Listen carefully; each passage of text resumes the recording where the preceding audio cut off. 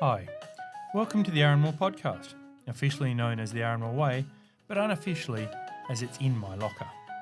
It's a podcast about Aranmore for Aranmore, proudly celebrating all the unique cogs that make up the clockwork that is our college. I'm Matt Chan, and I'm joined today by Learning Support Coordinator, EALD Specialist, and renowned dog wrangler, Gina O'Reilly. So without further ado, let's meet today's guest. Well, it is a pretty special day today. It's our debut podcast, but more importantly, we have lined up a very special first guest for you. Sister Vicky Giacaman, newish to Aranmore, but full of life's rich fare of experiences. She is a sister of St. Joseph of the Apparition, founded in France in 1832, who then went on to establish themselves in the Holy Land in 1848. She joined the order at the tender age of 23, a graduate from the University of Bethlehem with a BA in Literature and a certificate in teaching. As a novitiate, she studied in Rome before returning to Bethlehem to immerse herself in providing innovative teaching practices in the often difficult and complex environment that is the West Bank of Palestine. She is a respected principal of many years who left her homeland in 2022 to come to Australia for the very first time. Since then, she has become a vital piece of our clockwork, swapping seamlessly between IEC classes, organising incredible Christmas nativities, and translating into one of the many languages that she speaks. It is with much joy that we welcome Sister Vicky to the studio. Well, welcome Gina, welcome Sister Vicky to this particular very auspicious first one through. We'll probably be going backwards and forwards a bit through everything, but you've got a slideshow for us, which is exciting. But let's start off with the first slide that we've got here, which is just some greetings in Aramaic. Hello everyone, and thank you for giving me this chance. It's lovely. I hope I have a message of hope for everybody who's listening. Well, I just wanted to say good morning in my language, and we say marhaba. And marhaba is a word that comes from Aramaic, and it means God is love.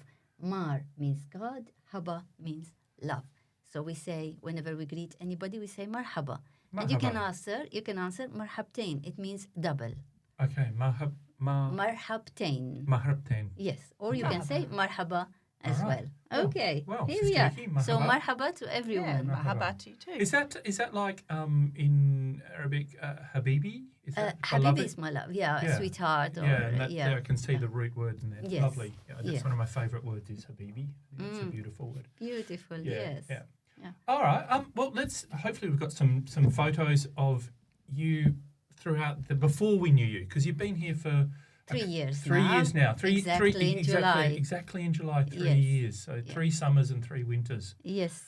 Okay. Right. Beautiful. So this is we're looking at this one through you, and this is you. How old?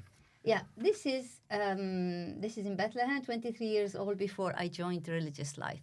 Okay. This is when you're studying at the university. Yes. I finished my studies at the university, and I joined religious life. So you would have been 23. 23 23 in this photo through there. Yes. Okay. And this photo was taken for just as a student photo, or this was the photo at graduation? No, it was just a photo taken as a remembrance of our youth. It's a lovely top, isn't it? It's quite beautiful. Thank you. Look at the gleam in the eye. Look at the forward looking at the future. Absolutely. There's something to achieve there. Yeah. There's a determinedness there. There's a steeliness, I think we can say. And I like the half smile. We see that a lot with you through there. So thank you. Yeah. Thank you. As you see, I wrote, I'm a Palestinian Arab Christian and born in Bethlehem. Yep. This is my identity, and I'm proud of this. I'm Palestinian, comes from Palestine, and I say I'm an Arab Christian. Because in general, when we say Arab, it means Muslim. Yep. And when we say Palestinian, it means terrorist. But no, because we have good people and bad people, like everybody, every nationality is the same. Yeah. And Arab because we speak Arabic, and we are Muslims and Christians living in the Holy Land, let me call it. I was born in Bethlehem, and I'm proud of that, the city of Jesus, of course. It's not it's not a big city, is it? No, it isn't. When I was 23 years old, we had 30,000 Christians in the city of Bethlehem. Yeah. Now, of course, as you know, so many Christians are leaving the country because of the situation that has been for generations. And now we are less than 1% now as Christians, especially in Bethlehem. Yeah, it's a tough gig, isn't it, being a Christian there? Yes, it is. There's a tough road through there. Yeah. At this age, at 23, Yes. what were you hoping to achieve? Oh, I was hoping to travel the world Yeah. because I wanted to be an air hostess because I love traveling, and I wanted to really travel the world. Well, I achieved some of this dream by joining religious life, so I had the chance to serve in different countries and different ways. So by 23, how many languages can you speak? Well, I studied at our school at Sisters of St. Joseph, and we graduate with 3 languages, Arabic, English, and French already. Arabic, English, French. Yes. Yeah. Okay. And what made you shift from that decision to be an air hostess to joining an order? No, being able to, it's not, they are 2 different things. Yeah. Yeah, because I couldn't study this subject at the university. And to being a religious sister, it is really a call from the very first beginning, since I was a child. A call in my heart. I remember when we were talking before. If we could go to a photo of your family, of your dad and your brothers through there, because I remember when we were talking before about your dad has such a big part. He was quite worried about you becoming. Yes, of course. As you see, I have 2 brothers, and I am the youngest. Yeah. These are my 2 brothers. Now they are married, and they have kids. One brother has 5 children, 1, 2, 3 girls, and 2 boys. And they are married. Both of the girls are married, and the others are studying. One is at the university now, and the other one is at school. At the University of Bethlehem, at the same one. Yes, at the University of Bethlehem. And the other one has 2 daughters and 1 son. Right. Yeah. So I was, as you see here, I was the youngest. And the youngest, the only girl in the city of Bethlehem, in the family of Giacaman. My father was very, very protective. Yeah. Really, I was very special, and that was a blessing as well. Yeah. So he took good care of me, but sometimes it was too much. Yeah. Because he had to do everything for me, not leaving me the time to do anything, just because of his love for his daughter. Yeah. You know. Yeah. Look, as a father of a girl myself, I think you can often. Probably be a little bit overprotective of them. I think, especially being male, you think, there's boys out there that need to have, good intentions, and the world needs to see what I see in a daughter. So I understand him fully through there. So his concerns about you becoming a sister were what? What was his that you would not come back to Bethlehem? Or? Yeah. Something like that, you know, but mostly because he had the idea about the religious life that I'm going to be in a convent, closed up, locked up in a convent. He won't be able to visit me, won't be able to see me. I won't be able to eat well, sleep well, have anything I need. This is his idea. That was his idea about religious life. And I understood that after I spoke to him about my vocation. I would like to join the sisters. He had everything in his heart. And then one day I had the idea of inviting the sisters to our house. Of course, the sisters of my religious family that I chose. And I asked him just to sit with them and ask them all their questions. And he did. He asked so many questions. It took him 2 hours to ask all his questions, one after the other. And then he understood that religious life is not what he had built in his mind. And when they left, he just asked me, so what would you like to do? Just tell me that you're happy, that you chose this, that nobody convinced you, nobody, as we say in Arabic, we say they cleaned your mind. They washed your head, or it's a brainwashed or something. So I said, no, that was my decision, and I'm happy to follow this call that I've been feeling it since I was young.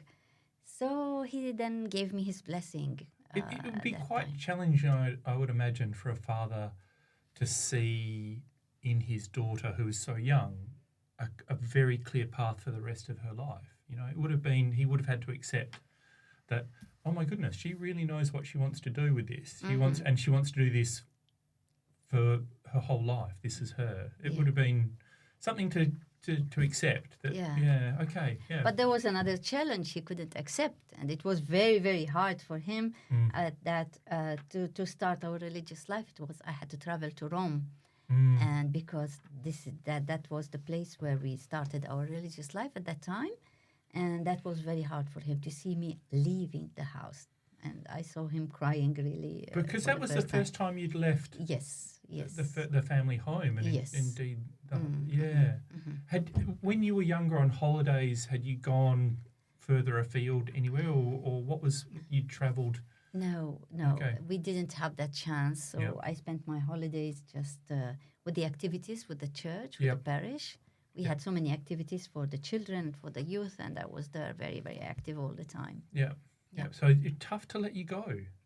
It was. How did you get to Rome? Was it by plane, bus? Yes, of course. We traveled to Rome by train and by airplane, of course. I went to Rome, and at that time there was no mobile phones, in the 80s, no mobile phones, no WhatsApp, and no all these things. Yeah. So they could call me twice a month, and it was on a Sunday. Twice a month we spoke, and he said, "Hi, how are you?" all the time. "Hi, how are you?" And he started crying, gives the phone to my mother. So for the whole 2 years, he was really very, very sad. But he wanted always to know about me until I finished the 2 years, and they made the surprise, and they came to Rome to my first profession. Yes. And there was really the big change in his heart when he saw that I'm happy where I am, and he accepted that.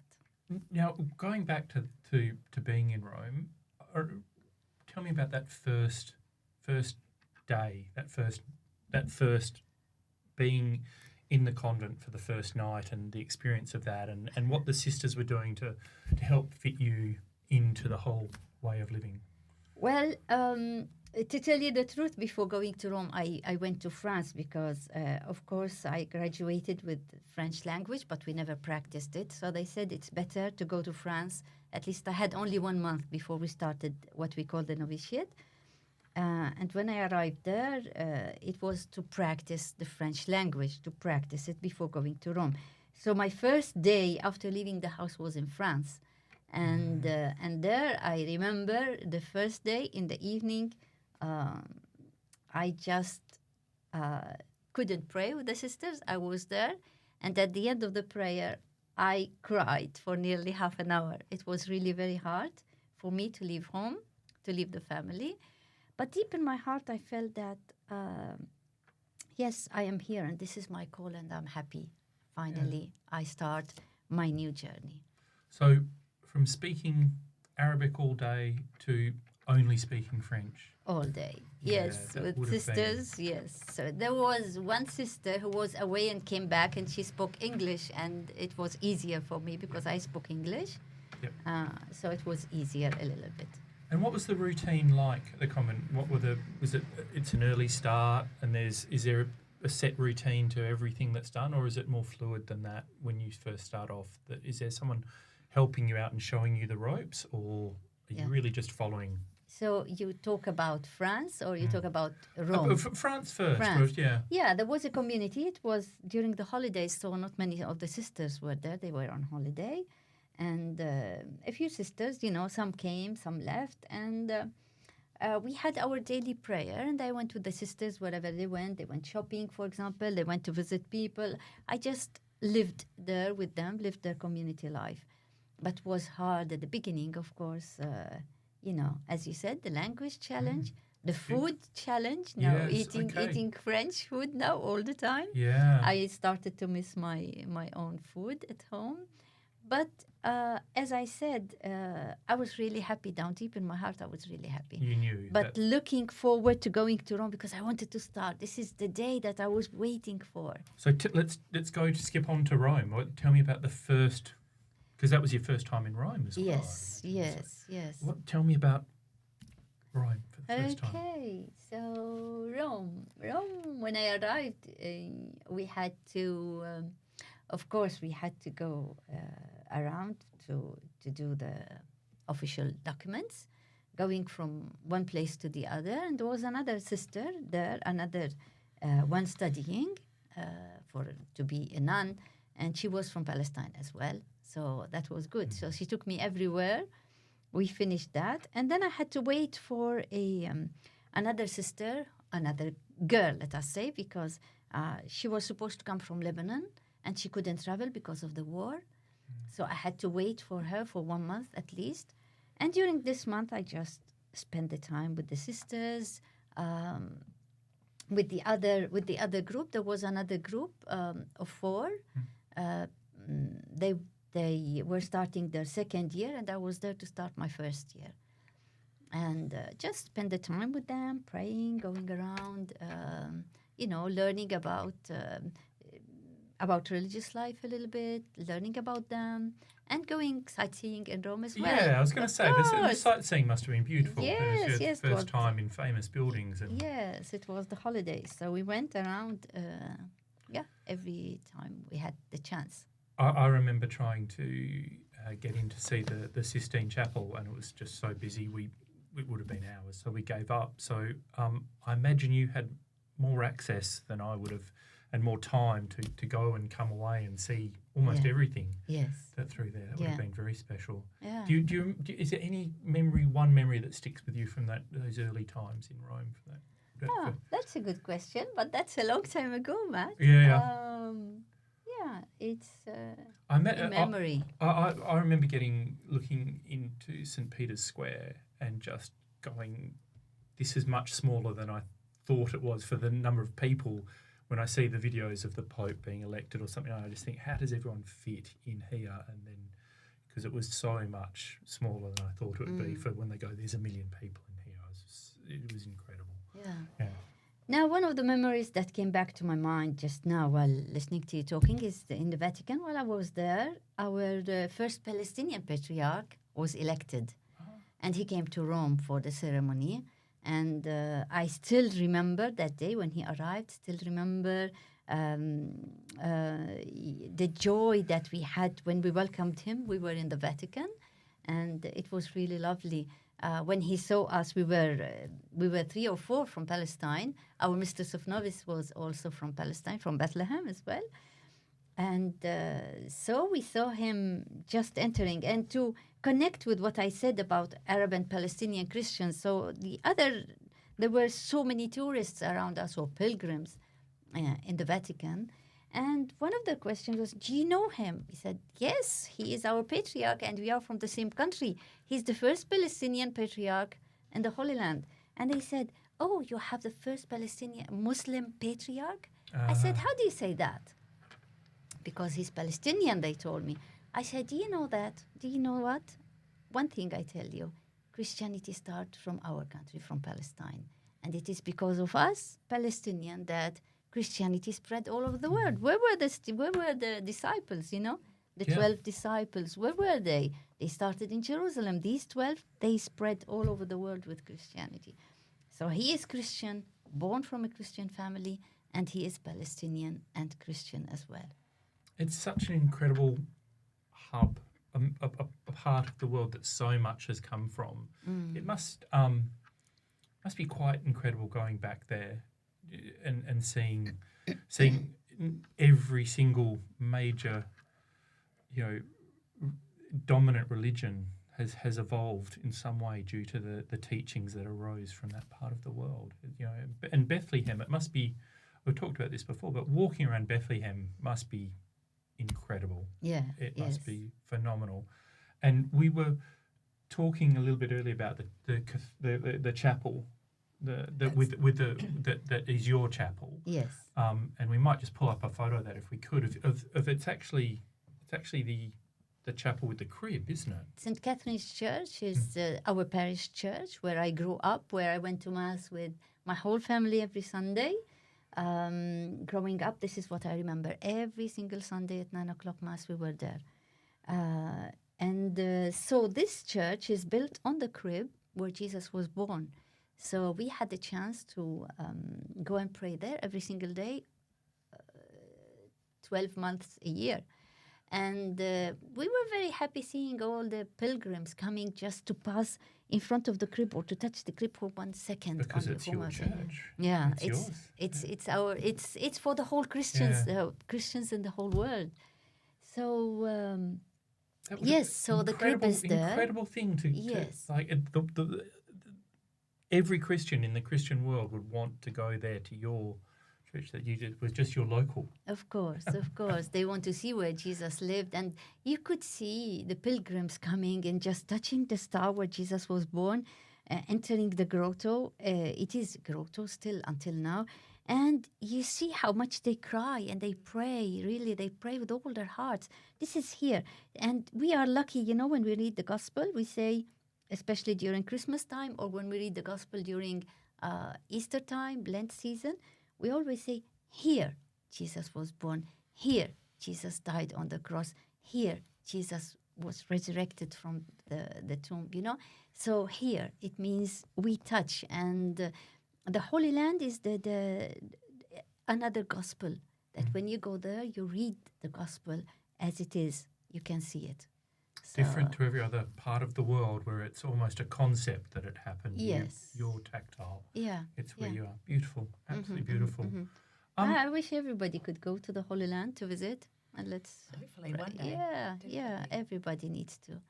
Well, that leads me probably to a good time to talk about when you finished up at Rome and you returned back to Bethlehem to teach through there. We've talked a little bit about what was your first school that you taught at?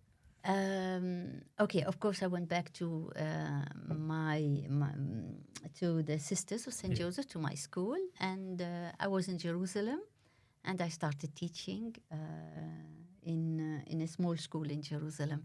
So I was a teacher there. And how big were the classes? Just as a teacher, I always ask that of other teachers. How big were your class sizes? How big? Well, we didn't have a class bigger than 30 students. I used to have between 25 and 30 students, in each class.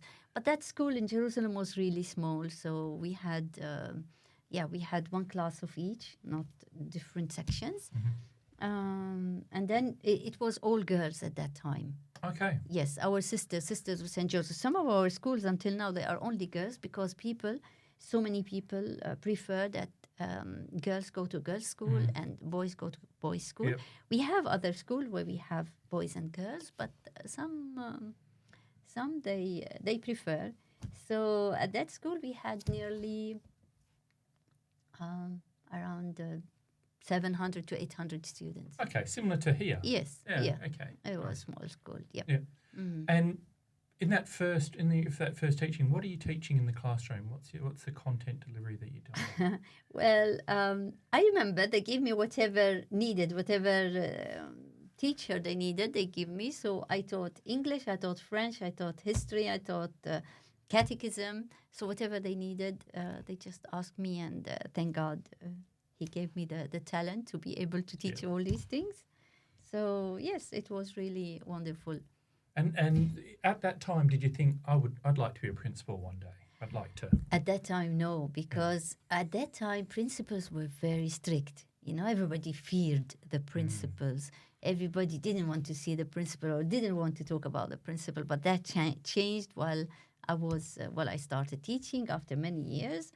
It was really, I wasn't expecting that, but when I became a principal, I just had something in my mind. As I started teaching, I said, who am I going to be as a teacher? And I looked back at myself while I was at school, and I said, which teacher I loved most in class? And I saw one teacher where I was really very, very happy in her class, and I started teaching like her. And then I started adopting my own way of teaching.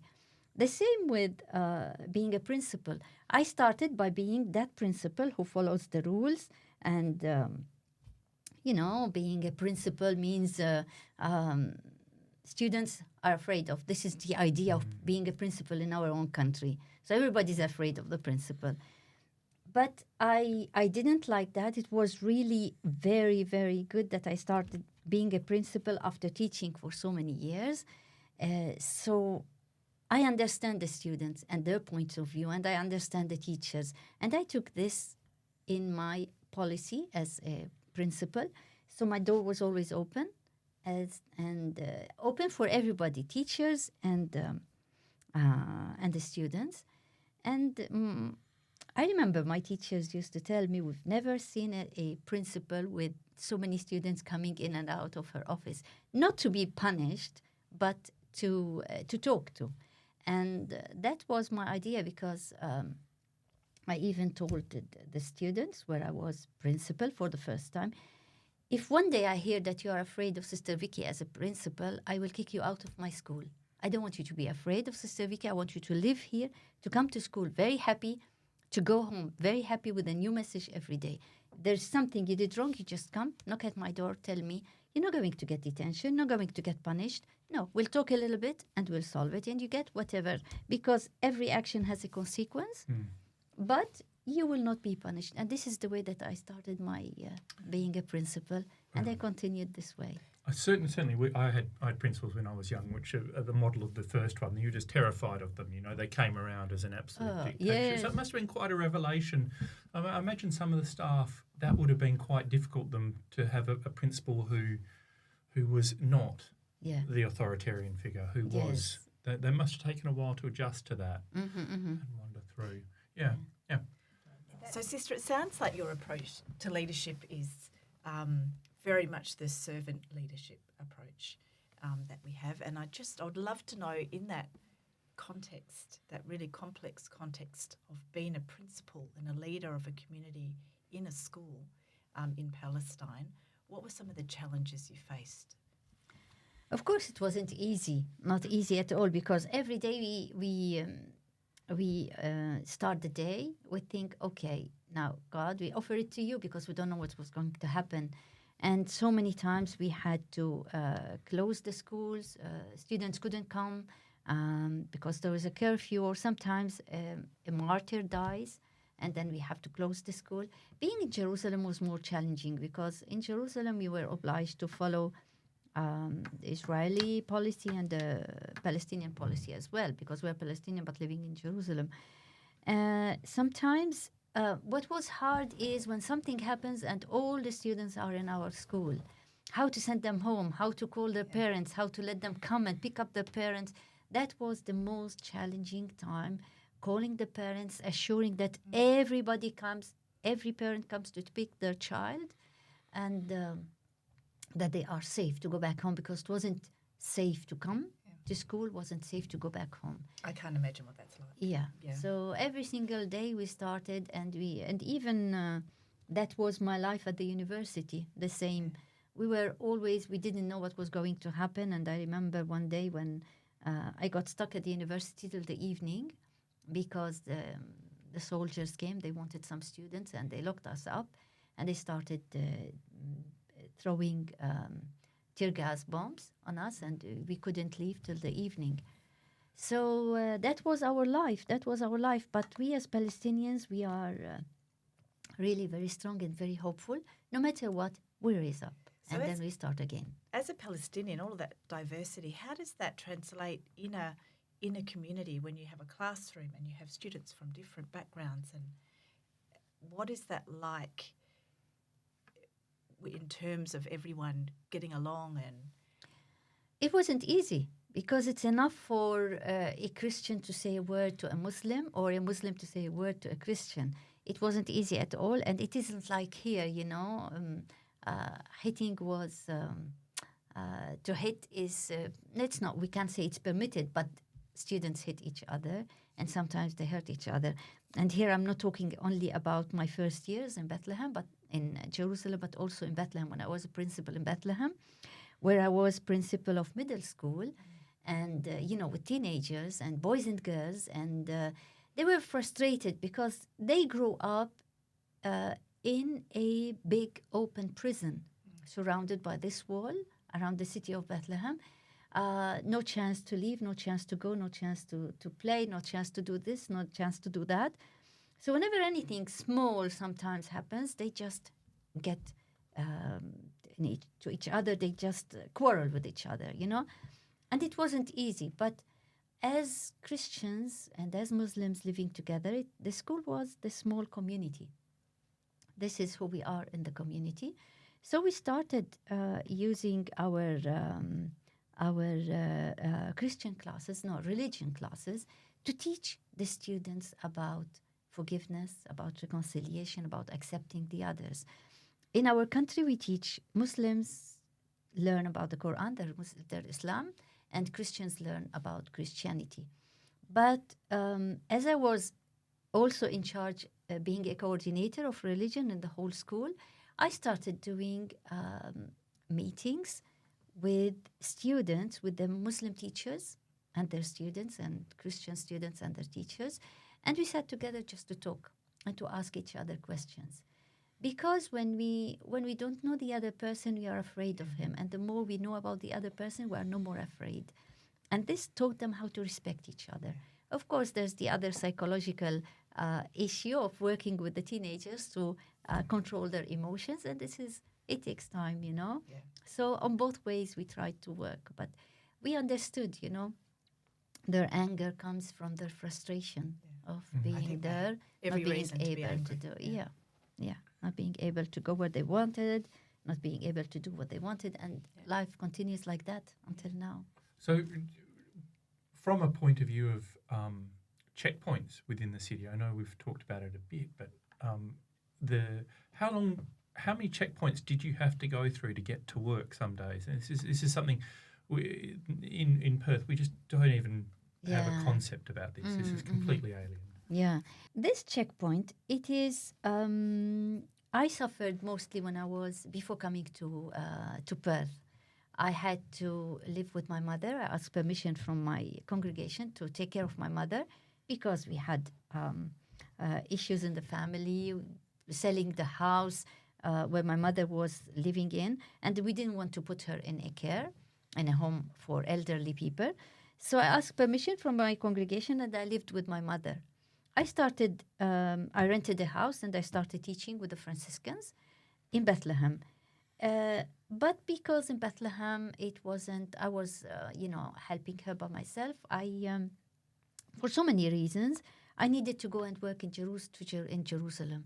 And from Bethlehem to Jerusalem, it's only 10 minutes by car, 10 minutes by car, you are there. But I had no permit to drive in Jerusalem, so I couldn't go by car. We have no permission to drive in Jerusalem as Palestinians. What do you need to get permission? So they don't give us the permission. So, Yes, we have no right to drive in Jerusalem. So how do you move around? By bus? So I had to leave the house. I was also principal in Jerusalem. I was principal at that time of kindergarten. And I had to leave the house at 5:30 in the morning every single day. Why 5:30? Because I have to take public transportation to the checkpoint. And from there, we had to wait until the gate is open, the checkpoint is open. Sometimes half an hour, sometimes 1 hour, sometimes 2 hours. Because I had to be in the office at 7 o'clock in the morning before my teachers. And it was very hard. So because sometimes they used to wait to let all the workers who go and work in Jerusalem, let them wait until there are thousands. And then they open the gate and let the people enter one by one there. What are they checking for when they check you? Everything. You enter as if you're going to the airport, and even worse, they check you. For example, when you enter, the first thing is you enter with your how do you call it? The checkpoint to check if you ring something rings, if you have something metal or something. Detector. Yep. And then you have you have to show the passport and the permit that we have. I had different permits, one from my school, one from the custody of the Holy Land, and one because if one doesn't work, the other one will work. We hope so. It was easy if the situation is okay, but if the situation was, when the situation was tense, there was something not going on well, it was very hard. And so many times I had to go back and try again and go back home and then try again. That was my life every single day. So 5 o'clock in the morning. Even as a principal of a school that you'd been at for a while, it still was not guaranteed you were going to get through. No, every single day. So what would happen if you couldn't get through that day? Did you We just got on the phone and... Yeah, Okay. we work on the phone, and those who could arrive at school, we just make it work. And if, for example, not many students or not many could come, we ask their parents, and then we close the school, and then we start the following day. It wasn't really easy every single day. Yeah, that would be very, very tough. Is it the same coming back the other way in the evening? No, in the coming back, because you enter Bethlehem, they are not afraid, so they let you in. But sometimes you get what we call mobile checkpoints. You can find at a certain point some soldiers, they will stop the bus, and they will let everybody get down of the bus, and they check our IDs one by one. And when they decide to start checking, they check us one by one, let us go into the bus again. Very, very strange, isn't it? It's Imagine that every single day. Yeah. I can't. Sometimes when I before living here near the school, I used to live in South Street, and I used to come every single day. Sometimes, it took me about half an hour, 25 minutes to reach the school. And going home, sometimes there were heavy traffic or an accident or something. Well, I never felt stressed. Yeah. You know, sometimes it took me 1 hour to reach house, but I was never stressed. Never. That was, for the first time in my life, I felt safety there, because I could drive, I could listen to anything, a podcast, or listening to songs, or just pray. And I knew that it's going to open when things will be better. Now it will be open, you know. But now in the country, no. It was really you leave the house and you don't know if you're going to reach home, and you leave the school, you never knew that I never felt that I'm going to go back home safely. Never. Every single day. So difficult, isn't Yes. it? So challenging. Yeah. To And live in that obviously translates into the school population every day as well. There's Of always course. an edge Yes. to everything that goes on. Yeah. It's quite- And I would imagine as a parent getting that phone call, come and pick your child up, how Yes. scary that must be. Yeah, sometimes Yeah. without calling them, they knew. Yeah. They hear the news, and then you hear them running. Sometimes we knew from the parents what's happening outside. Yeah. You know, they used to come. Yeah. Yeah, that was our life. Well, we might move on to what are some of your favourite parts of Bethlehem? Let's go a bit lighter. What are some of the bits about the city that you love, that you really enjoy? Oh, being in the city is beautiful. Going around in the streets. It's like a little bit what I found here. You know, you find everybody says good morning, everybody talks to you, and there it's family, it's friends. You know, everybody. You go out in the city, you walk in the streets, and then what's hopeful also is seeing the so many tourists who are there, the pilgrims who come to pray. So Bethlehem is full of life. Bethlehem is full of pilgrims going and coming, and everybody, you know, we all count. People of Bethlehem live on olive wood factories and souvenir shops for the tourists, and we have so many hotels for the pilgrims as well. So it was like that. Sister, can you talk us through Christmas in Bethlehem? Oh, Christmas. Christmas in Bethlehem is really Christmas. Of course, everywhere in the world they celebrate Christmas, but we start Christmas in November already with Christmas markets, Christmas processions. We have activities, so many cultural activities, and people from all around the world, they come to celebrate Christmas there. And we have a big stage in the Nativity Square where people come to present whatever they wanted, songs, culture things, and dancing and activities for kids and big and small. On the 24th of December, we have big celebration where the patriarch enters Bethlehem from Jerusalem. He enters Bethlehem with a big celebration that starts very early in the morning with nearly more than 30 groups of scouts. And they enter with their bands, with their uniforms, and they enter. We welcome the patriarch at the entrance of the city, and he walks with us slowly until we reach the Nativity Square. And then we have the midnight mass, where it is everybody in the world can see it direct from the Church of the Nativity. One of the most beautiful things is that we could go and we pray in the crib, in the grotto of Bethlehem, on Christmas Eve, where everybody wishes to be just there for one day, you know. So it's just wonderful. yeah, this is so Bethlehem. festive. Yes, Yeah. and something else. We feast in Bethlehem. We feast Christmas three times every year, not only once. Because with the on the 24th, of course, with the Catholics, on the 7th with the Orthodox, Yep. and with the on the 17th with the Armenians. So Christmas starts in November and finishes the end of Fabulous. January. Yeah. Yeah. So So you wanna- yeah, Lovely time. it is full of joy, but at the same time it is sad to see, Yeah. because in front of Muslims now, our country is full of Muslims who ask us, how many times is your Jesus born? So this is not good, and then we hope that unity will come one day, you know. Yeah.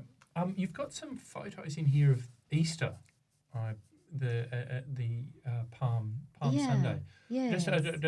Just while we're talking about lovely festivals and beautiful things, I love these photos because they're just, it's so joyful in these. There's so much, Yeah. despite everything, there's joy. Yes, there is joy, and I'm so happy. This is in April. This April, I had the chance to be in my country again, and we have a procession where pilgrims from all over the country, and those who could come from abroad, of course, we walk the same way that Jesus walked to enter Jerusalem. So we start in the Mount of Olives, and we enter into the old city of Jerusalem. And I was there. As you see, the weather was,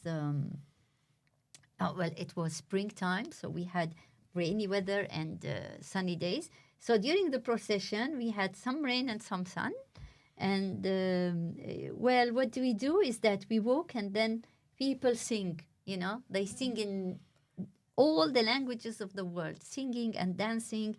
And this is the group from Bethlehem, where they were expressing their joy.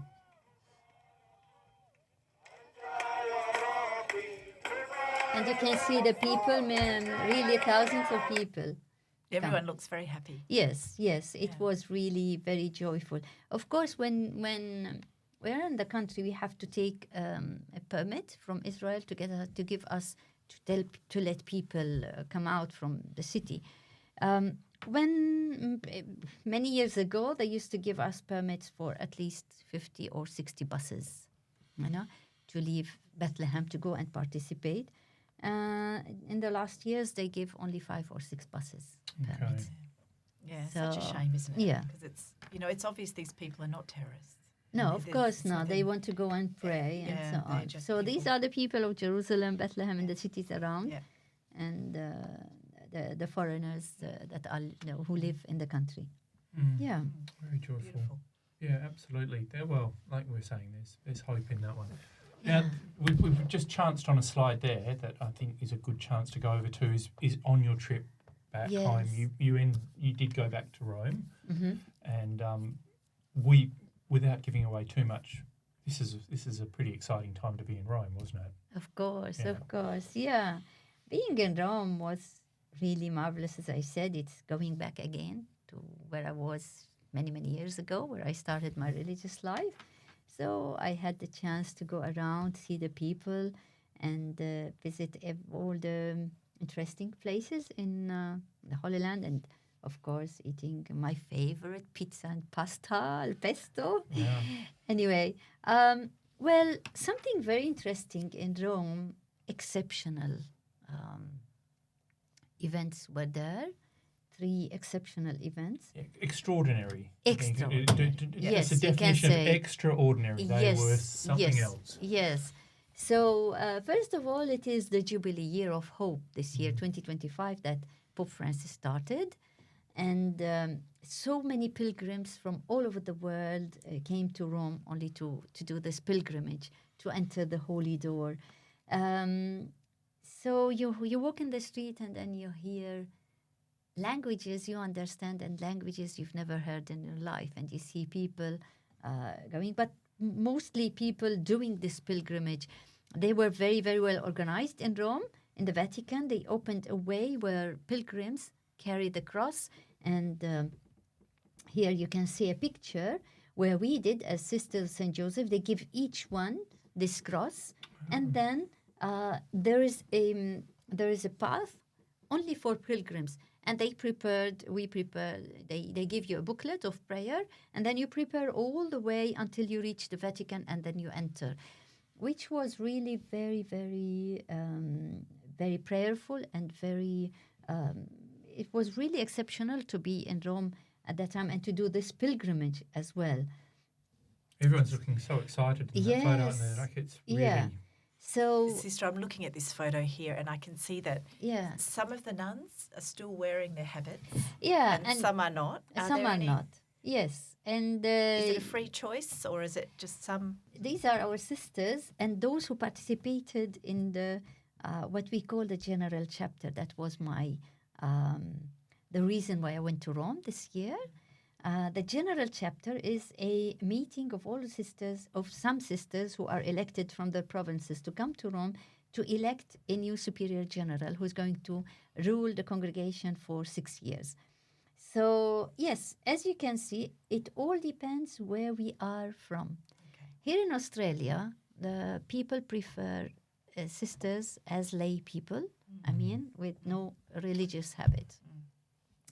If you look at our country, and as you saw some of my pictures, when I went back to the country, I had to wear the habit as well, because in the country they accept the habit. If you are in India, you wear the sari. Yeah. If you are in Guatemala or in Latin America, they wear the dress. We wear gray and white. They wear gray and white, but without putting the veil. In Myanmar, for example, they have a special dress. So it depends where we are, We don't decide. It depends where we are, and we need to adapt to that. So that's why you see some sisters with the veil, some without, some with the religious habit, and some not. You see? Yeah. So this is the first thing, being in Rome with the Jubilee year. And the second thing is, of course, the death of Pope Francis. This is a picture of the Vatican with the Pope's funeral, and we were lucky to be there. This is the day before when they took him from Santa Marta, where he was, and they put him in the Vatican, and we had the chance to enter. They took him all around the square, and then they entered the Vatican, where they exposed his body, and people came to say goodbye. And I was really lucky to be there and just to pray in front of this great man, great Pope Francis, who was really very humble and who did so much by his silence, but mostly by his he was one of the more progressive popes of the last couple of elections. Yes. Even outside of the Catholic Church, he's known as a man of great sympathies and understanding. The People's Pope is what we know him as. Of course, the People's Pope and the people of the Pope of the poor as well. Yeah. And he brought so much. He really, what he wanted is to bring back the people to the Bible, to the gospel, into what Jesus taught and what Jesus wants for the church. And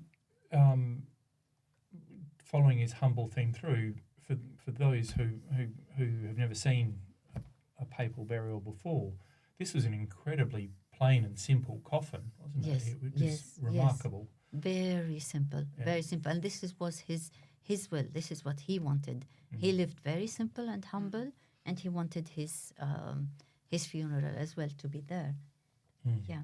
And that goes on to, we were talking about this earlier, about the the chapel where he's buried. Tell us about that. Yeah, he asked not to be buried in the Vatican because he lived simply and he wanted to die simply as well.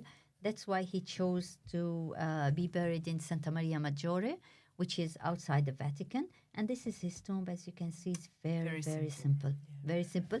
And I liked it very much the way the light is there. You know, it's only the light and it's written Franciscus. Yeah. That's all. So he gave us really very good lesson about humility, about we have nothing, we take nothing with us, you know, when we die. And what we need is to live really the Bible. And it must, the lines were day and night, weren't they, to visit? Of course, yeah. We were lucky. I was with a sister who knew where to stand, and it took me 1 hour to enter and to come out. But other people just being in the square and looking at the thousands of people waiting to enter the Vatican, it took them 7 to 8 hours to enter, lining up and just to enter. You can imagine the people who were there. And where was your office here? Because you were stationed near the Vatican, weren't Yes, you? our house. We have So our you could house is see. just near the Vatican, or 10 minutes on foot near the Vatican. Because am I correct in knowing that when it was announced that you were 10 minutes away, that you could hear the people? And, Yes, and that was lovely. Yeah, this that's is the exciting. third. This is the third exciting event that was in Rome while I was there. So it is on the 8th of May, the election of Pope Leo. Yeah. And as you know, we were very busy. This is what I did in Rome. I was the translator for the sisters who came from different parts of the world, but our main two languages were English and French. So I was the only translator for all the sisters who were there, translating from English to French, to be able to elect a new superior general and her counselor. And while I was there, we were following the news, of course. We were following the news about the Pope. I was very lucky. This picture was taken. I took it because on that day, the sisters had to work in groups and they didn't need me for... they divided them into English group, French group, Spanish group, and they worked. They needed no translation. So I had the morning free. I went down to the Vatican on foot, 10 minutes, and then I saw all these people there. I was interviewed twice there for the Pope. Who interviewed you? Yeah, journalists who were there, just journalists. From all over the world? Yes, Yeah. both of them were Spanish, but they spoke English. And they asked me one question. It was the first day. And they asked me one question. When do you think, give us a name. I said, we don't give a name because who's going to be elected? I said, we don't give a name because it's the Holy Spirit who chooses, not us, with the inspiration to the cardinals who are there.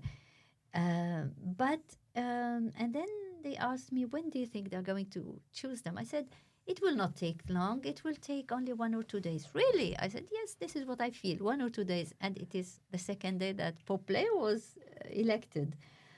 Anyway, I went down, I took this picture. And the following day, on the 8th of May, we were at Mass. And some sisters knew, while they were following their Mass on their mobile phones, they knew that they got a message that Pope was elected. And then we heard the bell ringing. So after Mass, when the priest finished reading the Gospel, he said, Habemus Papam. We have a Pope. This is the acclamation when the Pope is elected. They say Habemus Papam in Latin. And so he said, okay, I'm sure you want to go. And we said, of course we want to go. Yeah. So we finished Mass and we all ran. But dignified, you didn't just run out the door. Yes, we just ran. We didn't think twice. All those who could run, we ran. We went down to the Vatican. It was really very, very funny seeing people running from every place, going to big and small and nuns and priests and everybody just going to the Vatican.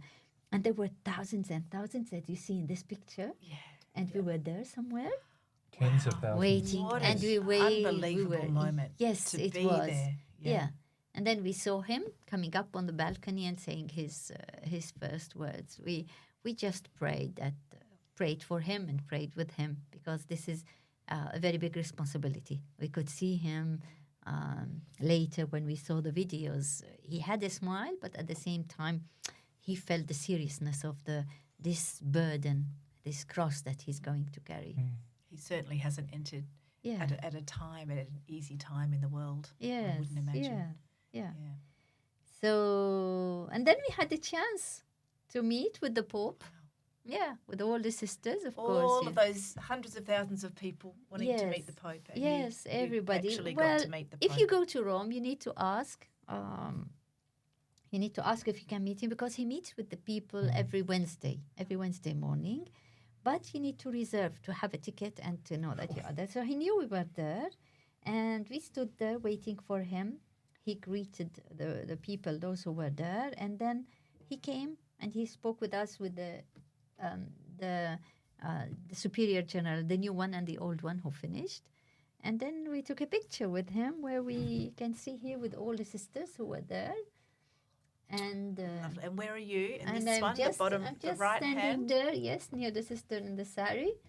And this is our new superior general is from India, and the one who finished is from Germany. Isn't that lovely? He took the time.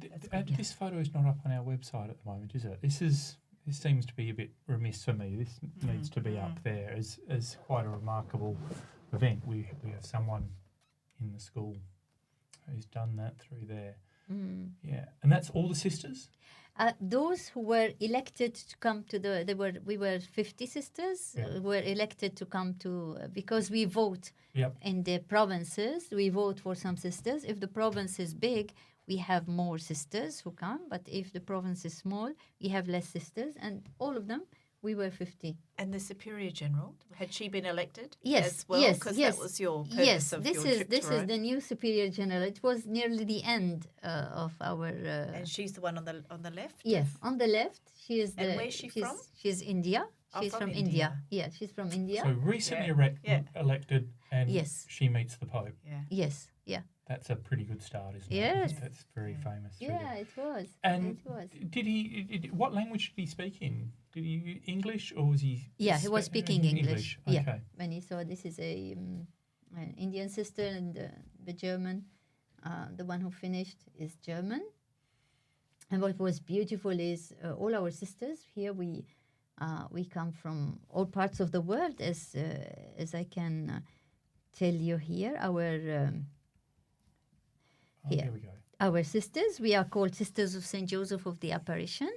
And these are the places where we are in the world, you know. We are in Australia since 1855. Wow. Okay. Early. That's actually a very long time. I'm surprised. Yes. Nearly 1 year after the Sisters of Mercy. Yeah, were right. Here. Wow. Yes, 1 year after them. And I'm sure they helped our sisters when we arrived. So these are the countries where we are. And so we are called Sisters of St. Joseph of the Apparition. This is my second family, the Sisters of St. Joseph. Yeah, I love this photo. I think this is absolutely beautiful. So as you see, this is a picture taken in our country.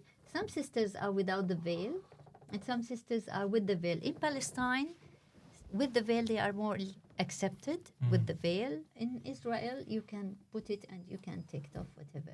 So this was one of our meetings. And here we have the different sisters.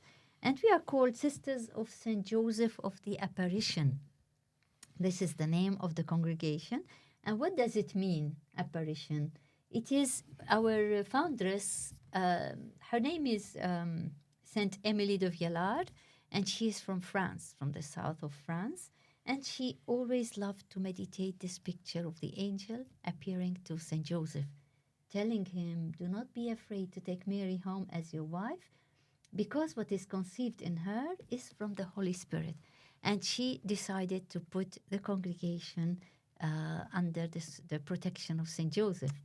And that's why we are like St. Joseph. We share our life between prayer and action. Yeah.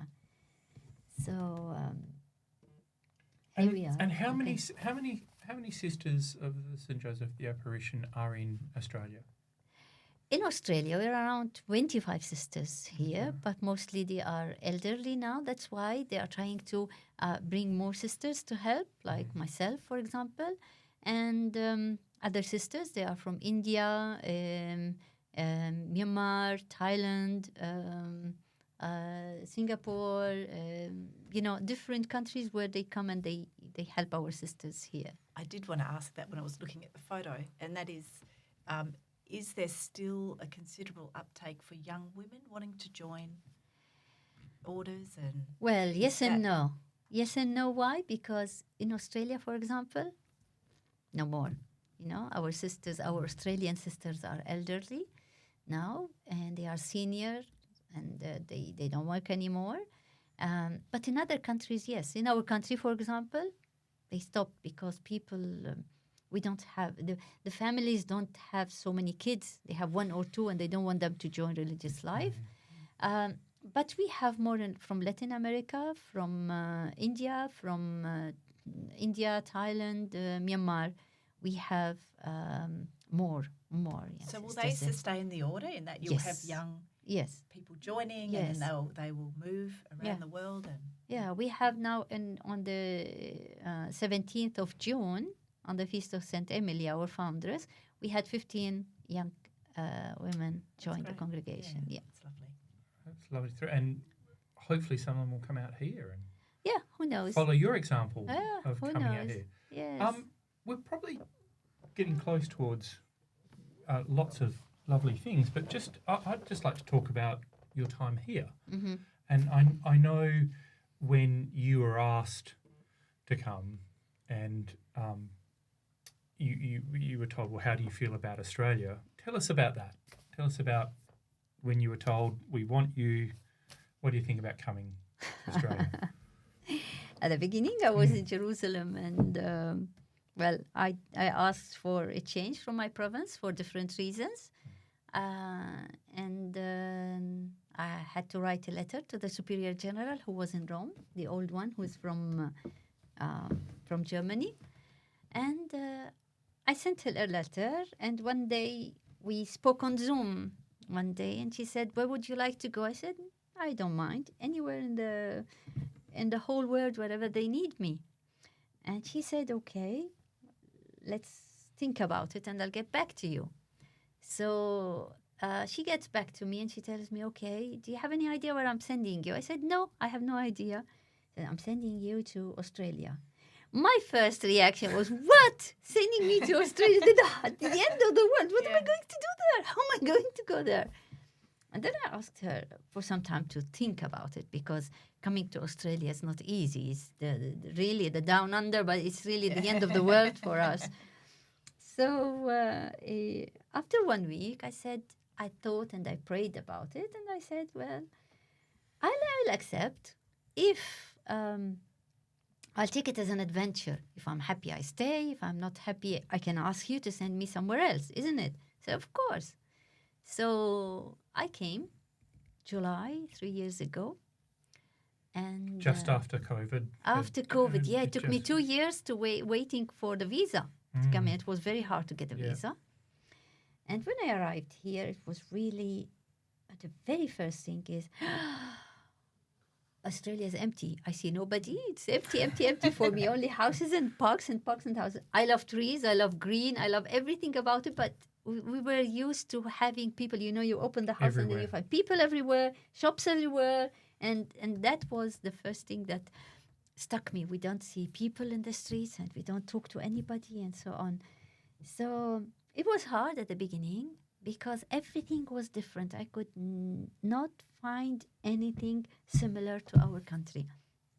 And I didn't know anybody in Australia except one sister whom I met a few years ago.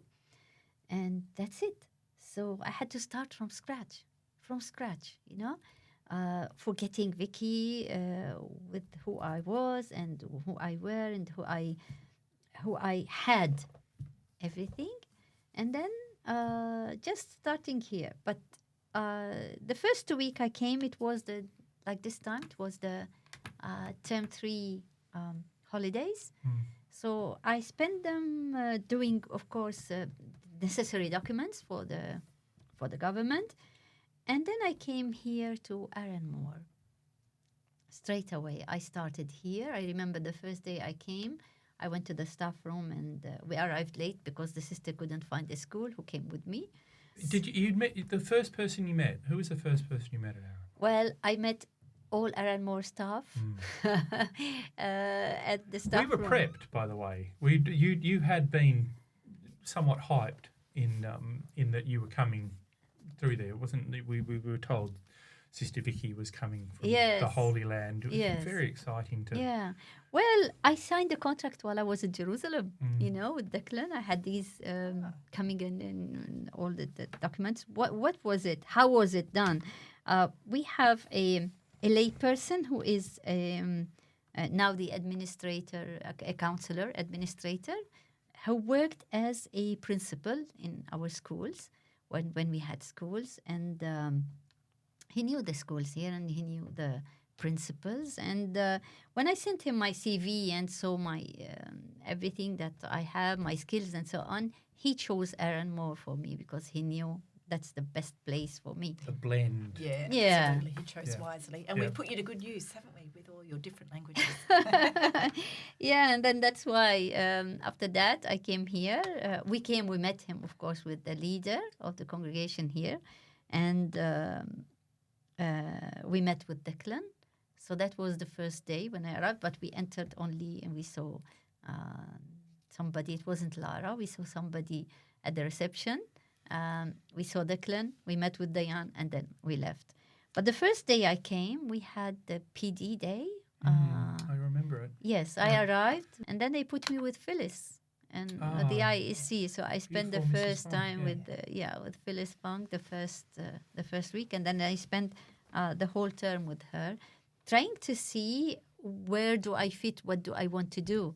At the end of the term, after 2 weeks even, Declan asked me, what would you like to do? I said, I'm ready to do whatever you feel you want me to do, whatever you feel the need for me to do, but I'm not taking anybody's position.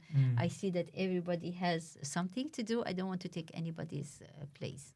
Oh, just the ability to speak different languages is such an important skill here. It's It is really, yeah. It helps, and I'm very happy that I can use it here, especially with those who come for the first time in the country and they don't speak English.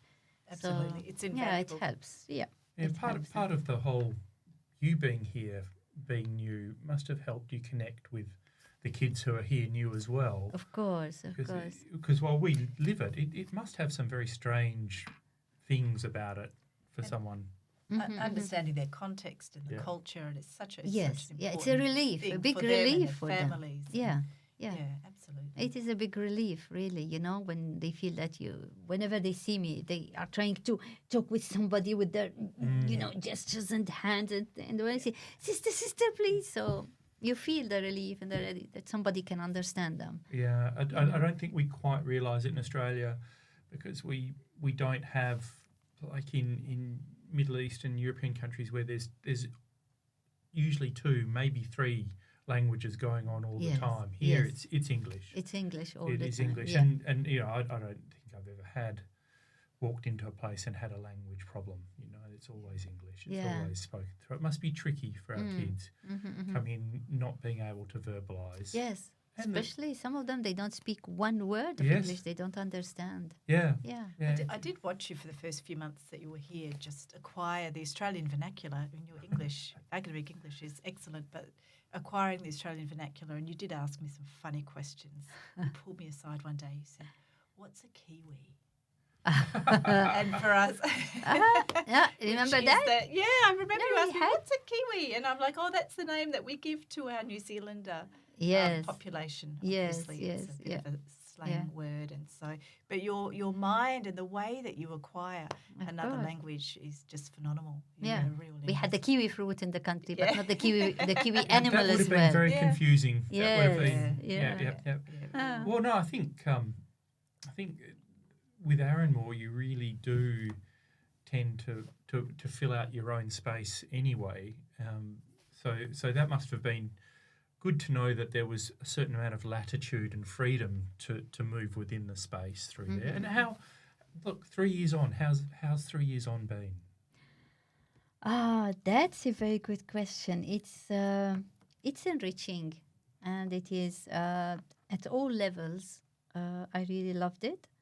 And while I was in Rome, there was at a certain moment before the elections, people ask, they start asking, and they wanted, so they said, yeah, you can be here, you can stay here, we'll choose you. And I said, no, please forget my name, do not put my name, do not elect me, because I love Australia and I'm going back to Australia. So this is one thing I love, everything about Australia, everything, and I love everything about Aranmore, because Aranmore is a really very welcoming place, and I still remember how they welcomed me, not as a foreigner, but I was one of them, one of the group with whom I started working. I was one of them without discrimination or without borders in between, just people, just one of them. And this was very really, that made me feel at ease, because coming here not knowing anybody, that was very hard at the beginning. So I felt one of the group straight away, from everybody, from the teachers to the executives to everybody, really. We're very happy to hear that. Sister, we did not want to lose you, and I think your trip to Rome, there was a little part of us that thought maybe she's going to get snapped up and reassigned, and so we were so happy when you did come back for to the us, time and being, that you are feeling like this is a home for you. Yeah, it is. It is. Yeah. Coming back from Rome, I was really, I was asked the question, how do you feel about coming back? I said, coming back home. And I think as well that while we're not a country with the conflict or the need that you may have in other places, I think that spiritual connection is something we've lost. And I think that role that you play for us as a friend and as a guide, and you really do inspire us all to, Yeah, the Christmas... be better. The Christmas nativity stuff that you do for us is a whole level up from what we've had over the last couple of years, and it's lovely to have that level of passion invested into that, because it's infectious. You look at it and you go, well, this is important. So I'm happy that I hear that, and my first goal is being a Christian, and being a nun. I feel this is very important, but I take it very how do I say, discreetly, this vocation, with the teachers as well as with the students, because it's true we are in a Catholic school, but I teach Christian religion for Muslim students. This is something new and very challenging. And also I respect every single person in the staff. Some are Christians, some are not, and I respect that. And so my way of passing these values of the gospel, I do it very discreetly, and I do it in a way that I want them to discover the love that God has for each one of us, no matter who you are, no matter whose nationality, what nationality you are, what background you have, what country you come from, what nationality or anything. It's just you are a human being, and God loves you as you are. So when I pass this message of Christ in the school, I pass it in a very discreet way, but at the same time, God is one for all, for me, for you, for him, for her, no matter who we are, where we come from. And this is my message here at school, that I continue to really pass it on every single minute I try. Yeah. I think you've been successful. I think you're doing more than trying. I think that it has, and what you're describing, we all feel that comes from you, and you start from a place of friendship, and then you guide us, and I think it's really, really important, really valuable your role that you play here. Thank you. Thank you. Yeah. Yeah. I think that's probably a nice place to wind up, because I agree. I think we can all agree, and it's no accident that out of all the people that we could have done for our first Aranmore podcast, that probably one of our newer members is the one that we chose, because I think even though you're new in time,